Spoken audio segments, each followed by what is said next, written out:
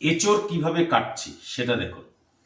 এঁচড় কিভাবে কাটতে হয়, এইভাবে প্রথমে এই চিড়ে নিতে হবে। চিড়ে নেওয়ার পরে একদম কচি এঁচড় এটা এই হাতে সর্ষের তেলটাকে লাগিয়ে দিন, যাতে আঠাটা হাতে না লেগে যায়।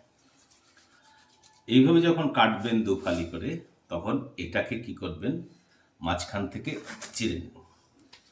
চিড়ে নেওয়ার পরে এই যে সাইজ রাখবেন সেই সাইজগুলো এরকমভাবে পুরোটা কেটে দিন।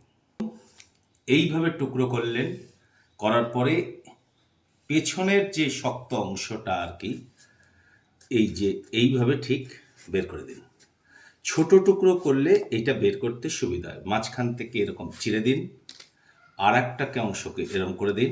করার পর এই যে যেটা রয়েছে শক্ত অংশ, সেই শক্ত অংশটাকে বাদ দিয়ে